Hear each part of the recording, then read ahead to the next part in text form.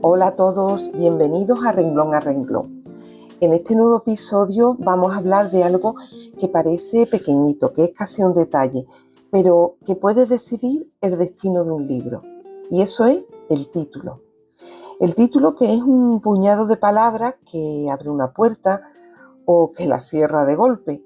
Lo primero que vemos en una obra y, curiosamente, casi siempre lo último que se cambia antes de publicarla.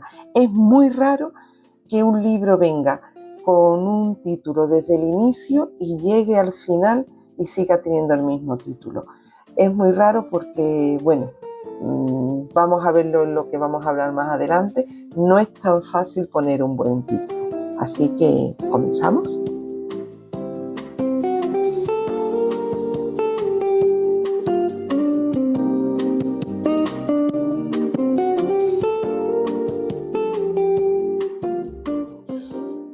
Pues un título no es un adorno.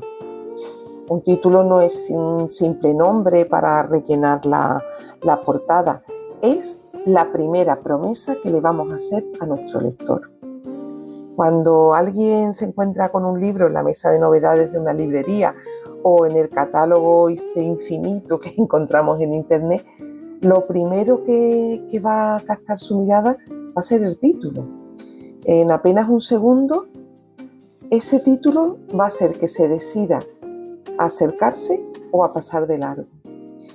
Tened en cuenta además que hablamos siempre de mesa de novedades, pero en muchas ocasiones estamos hablando de un catálogo digital, por lo tanto, a lo mejor la portada, que obviamente ya hablaremos de ella, lo importante que la portada ni siquiera la va a ver, o sea, va a ver nada más que una pequeña reseña con el título.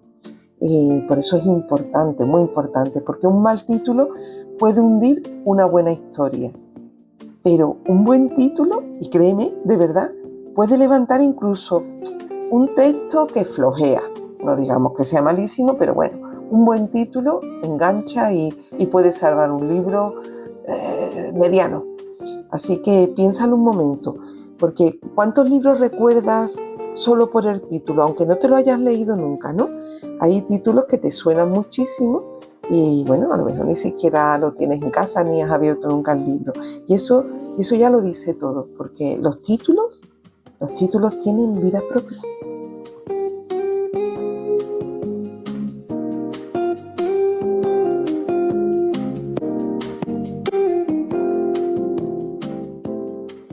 Y es que el título realmente hay que tomarlo como una estrategia de marketing para el libro. Un título no es solo literatura, es también marketing y conviene no olvidarse de eso, es muy importante. Vivimos rodeados de escaparates fugaces, ¿no? Que hoy pasas, ves 10 libros y al día siguiente pasas y ves otros 10 diferentes. Catálogos online, novedades en redes sociales, listas de recomendaciones. Y un lector decide en segundos. Y ahí el título lo es todo. Es el gancho principal de la obra. Un título breve, fácil de recordar, siempre va a tener mucha ventaja sobre uno largo y enrevesado. A más corto y más directo el título, aunque tenga un guiño, obviamente, y tenga una originalidad, va a ser más fácil que enganche porque va a necesitar menos tiempo del lector para engancharlo. Por lo tanto, vamos a centrarnos en títulos cortos y fáciles de recordar, pero con gancho, ¿no? No es lo mismo recomendar Patria que, por ejemplo, Las extrañas vicisitudes de un pequeño pueblo en el norte, que al fin y al cabo definiría un poco lo que es el libro de Patria, ¿no? Pues imaginaros, ¿no? La gran diferencia. Además, cada vez vemos más títulos dobles con un subtítulo explicativo. Por ejemplo, un ejemplo muy claro, El infinito en un junco, que es la invención de los libros en el mundo antiguo. La primera parte atrapa por su poesía, por ese punto poético, ese punto lírico que tiene, y la segunda orienta y concreta. Eso está muy bien, pero eso tiene un peligro grande, y es que, claro, tienes que esperar que el lector además se lea el subtítulo. Si en la portada está bien ubicado y es fácil, pues bueno, y sobre todo el título no es muy largo, porque si no convertimos un título muy largo y un subtítulo que explica, pues convertimos aquello en una carta. Entonces, si conseguimos que el lector lea también el subtítulo, pues entonces miel sobre hojuelas, ¿no? El título, en definitiva, está en la frontera entre el arte y el mercado, ¿no? Debe emocionar. El título tiene que emocionar, pero muy importante, también tiene que convencer.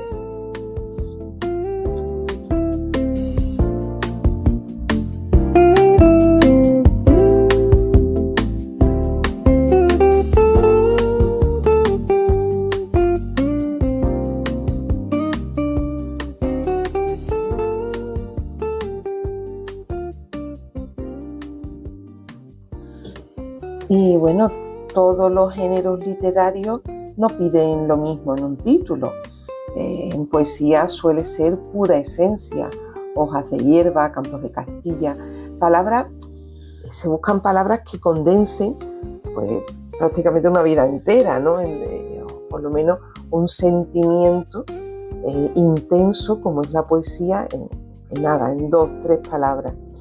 En el ensayo, pues lo habitual es la combinación, un título sugerente y un subtítulo que aclare, ¿no? Lo hemos hablado antes con el del infinito en un junco. Por ejemplo, Sapiens, de animales a dioses, o el de Homo Deus, breve historia del mañana. Seducción y precisión a la vez, ¿no? El ensayo no podemos ponerlo tan académicos que asuste. Hay que darle un poco, hay que colorearlo un poco, pero después aclarar bien qué es lo que contiene esa obra, ¿no? En teatro encontramos la sencillez, por ejemplo, de Hamlet o Edipo Rey frente a la alegoría, por lo que se ve, La vida es sueño, de Casa de Muñecas, ¿no? Estamos hablando de grandes clásicos. Y hasta en los podcasts el título es clave, porque renglón a renglón, por ejemplo, sí, habla de literatura, pero también de acompañar, de leer despacio, de intimidad. Cada género pide una llave distinta. Y el título, no te vayas a olvidar nunca, el título es esa llave justa que abre la puerta adecuada.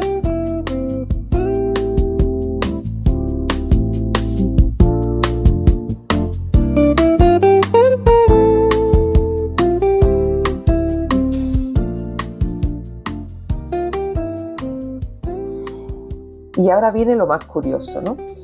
Porque muchos de los títulos que hoy consideramos perfectos, pues no nacieron así, ni muchísimo menos. Fueron el fruto de muchísimas discusiones, de dudas, de cambios de última hora. Por ejemplo, uno de ellos, El Gran Gatsby.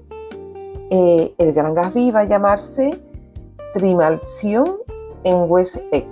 Suena raro, ¿verdad? Pues fue la editorial la que convenció a Fitzgerald para cambiarlo, porque bueno, a mí me ha costado incluso poder pronunciarlo, ¿no?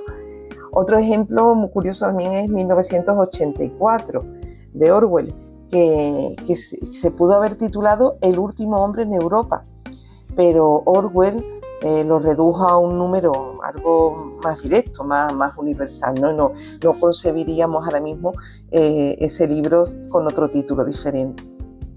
Otro caso, Orgullo y Prejuicio. Se llamaba en un principio Primeras Impresiones, pero Austin entendió que aquello no bastaba, que necesitaba fuerza, necesitaba pues un concepto más redondo. Y bueno, Orgullo y Prejuicio. También tenemos el caso de Lo que el viento se llevó, que tuvo borradores con títulos pues tan horribles como Las cornetas tocaron la verdad. Menos mal que Margaret Mitchell esperó al título adecuado, ¿no? Y bueno, pues ya a nadie se le olvida, ¿no? ese maravilloso título. En el caso de Lolita, una de mis novelas favoritas, ese caso es muy revelador porque comenzó llamándose Un reino junto al mar, una cosa como casi poética, ¿no? Hasta que Nabokov lo redujo a una sola palabra. Y yo creo que, bueno, que hizo magia con eso, ¿no? Lolita. Drácula también estuvo a punto de ser el muerto no muerto. Pues imagínate que habría sido del mito con ese título tan pobre, porque hubiera pasado sin pena ni gloria. Incluso Guerra y Paz fue en un primer momento algo tan espantoso como bien está lo que bien acaba. Y El Señor de los Anillos puede ser simplemente La Guerra del Anillo. En español también tenemos ejemplos, porque hemos estado hablando de novelas que se han traducido, pero en español, por ejemplo, La Colmena de Camilo José Cela iba a llamarse La Casa de Huéspedes, pero fue la editorial quien propuso esa metáfora tan poderosa, ¿no? La colmena. Y 100 años de soledad casi llegó a publicarse con el nombre de La Casa.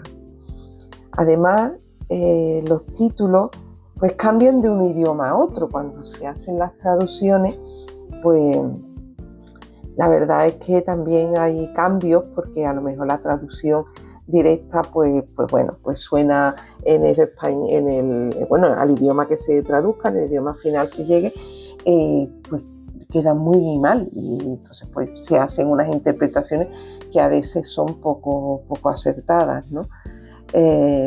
Por ejemplo, de Catcher in the Rye, que era el guardián entre el centeno, pues es más directa, ¿no? Pero hay otros casos en los que, por ejemplo, Harry Potter y la piedra filosofal en Estados Unidos se cambió porque lo de filosofal sonaba demasiado rara para un público juvenil, ¿no?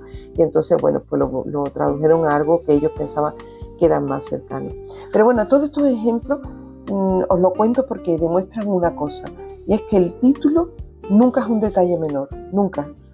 Es una decisión estratégica, y es una decisión que los editores revisamos hasta el último minuto, hasta el momento en el que ya no hay marcha atrás, en que ya tiene que salir para adelante todo y ya tiene que ser definitivo, y estamos revisándolo porque siempre estamos buscando el mejor título.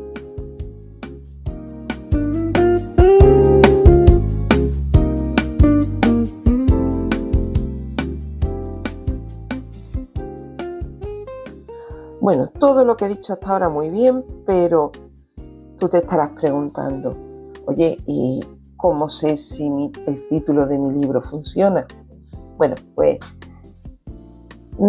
esto no es una ciencia exacta, nunca vamos a saber al 100%, pero bueno, podemos aproximarnos un poco. Por ejemplo, hay algo muy sencillo, dilo en voz alta. Si suena torpe, si suena que te cuesta trabajo, ¿no? Que te encasquillas, que no es sonoro, pues no sirve, así de sencillo, no sirve. Compáralo con otros. Si se confunde entre 10 iguales, pierde fuerza. Hay títulos, novelas históricas, que es muy complicado, porque son títulos que se repiten mucho, con pequeños matices de diferencia. Dale muchas vueltas e intenta que el tuyo sobresalga, ¿no? Haz la prueba del amigo, esa es la prueba del 9. Coméntalo pero sin contexto. Dile, ¿qué te parece un libro que se llame tal? Y si le despierta curiosidad, vas por buen camino, ya te vas adelantando. Y un consejo importante, no te cases con tu primer título. No, la mayoría de los grandes libros cambiaron de nombre, como antes hemos comentado varias veces, ¿no? Antes de ver la luz. Yo por experiencia te digo que casi siempre cambiamos o modificamos un poco los libros, los adecuamos. La mirada del editor ayuda mucho en eso, y estamos muy acostumbrados a lo que pide el mercado, de lo que está cansado el mercado, y muchas veces un título que tú sueñas con él, yo entiendo que es algo tan íntimo, tan personal, es el nombre que le has puesto a tu hijo. ¿Cómo no te va a doler que se lo quitemos y se lo cambiemos? Pero es que es la llave que hace que tu hijo entre en la puerta adecuada. Por lo tanto, no te cases con ese primer título y déjate aconsejar.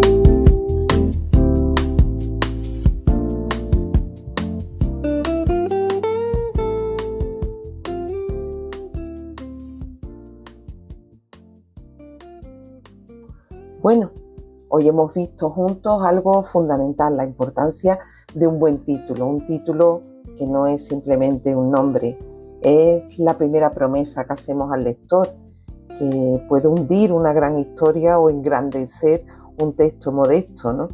Hemos repasado ejemplos históricos que muestran cómo los títulos cambian hasta el último minuto.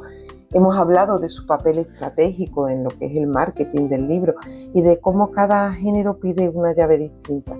Y hemos compartido algunos consejos prácticos para saber si un título funciona o no. En definitiva, el título es tu carta de presentación, así que tienes que cuidarlo, tienes que probar, jugar con las palabras, porque ahí no te engañes, ahí es donde empieza tu relación con el lector. Y hasta aquí este episodio de Renglón a Renglón. Este podcast quiere ser tu espacio de confianza para hablar de libros, de escritura y de todo lo que rodea al mundo editorial. Estamos en YouTube, en eBooks y en Spotify. Y también puedes encontrarnos en nuestra newsletter. Estamos estrenando newsletter, donde comparto reflexiones, materiales extras y alguna que otra recomendación que no aparece en el programa. Te invito a suscribirte y acompañarnos en esta comunidad que poco a poco pues va creciendo, porque leer y escribir y sobre todo pensar juntos siempre tiene más sentido. Soy Rosa García Perea y ha sido un placer tenerte aquí, así que nos escuchamos en el próximo episodio.